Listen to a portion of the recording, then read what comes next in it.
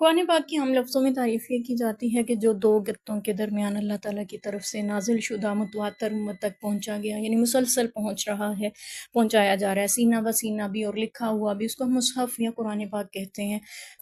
جو کہ 30 پاروں پہ مشتمل ہے، 114 اس کی صورتیں ہیں، 7 منزلیں ہیں، اس طرح سے یعنی اس کی مزید آیات کے بارے میں، پھر رکوعات کے بارے میں تفاصیل بھی آتی ہیں۔ تو سورت کا تعارف ہم سب سے پہلے حاصل کرتے ہیں۔ سورت کسے کہتے ہیں؟ سورت کے لفظی معنی ہے قلعہ کے۔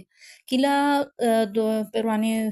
بادشاہت کے دور میں یعنی کچھ ایسا ہوتا تھا کہ اس میں آج بھی بادشاہت کے دور ہے، یعنی قلعہ وہ ہوتا تھا جب ہمارے جدید ہتھیار ابھی ایجاد نہیں ہوئے تھے، اس سے پہلے دور کی بات ہے۔ ایک بہت سے جیسے ہمارے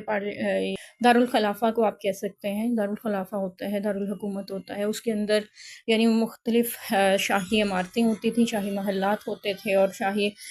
دفاتر ہوتے تھے، ان سب کو ایک فصیل یعنی ایک دیوار کے اندر، چار دیواری کے اندر محفوظ کر لیا جاتا تھا، اور وہ دیوار اتنی موٹی اور مضبوط بنائی جاتی تھی کہ دشمن اس پہ حملہ آور نہیں ہو سکتا تھا، اور اس کے اوپر پہرے داری کے لیے افواج کو متعین کر دیا جاتا تھا۔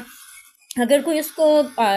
عبور کر کے دیوار کے اندر آنا چاہتا تھا، اسے ختم کر دے۔ دیوار اتنی موٹی اور سخت بنائی جاتی تھی کہ تیر تلوار ہتھیاروں سے وہ ٹوٹنے میں نہیں آتی تھی، اور اس میں مختلف دروازے رکھ دیے جاتے تھے داخلے اور خارج ہونے کے لیے، اور ان دروازوں پر بھی پہرے ہوتے تھے، اور مضبوط یعنی دروازے ہوتے تھے، ان کو عام شخص جو ہے نہیں کھول پاتا تھا، بلکہ اس کو مخصوص انداز سے کھولے جاتے تھے، کچھ اس طرح کے وہ بنائے ہوتے تھے۔ تو اسے قلعہ کہا جاتا ہے۔ اس قلعے کے اندر ان یعنی اہم عمارتوں کو محفوظ کیا جاتا تھا۔ تو چونکہ قرآن پاک کی سورت میں بھی مختلف آیات کو جمع کر کے محفوظ کیا جاتا ہے، اس نسبت سے اس کو سورت کہا جاتا ہے۔ آیت کے معنی نشانی کے ہیں، جہاں پہ ایک بات مکمل ہو جاتی ہے یا رکا جاتا ہے، اس کو وہاں نشانی لگا دی جاتی ہے، یعنی ایک دائرہ کھینچ دیا جاتا ہے، اس میں نمبر لگا دیا جاتا ہے۔ اور جہاں پہ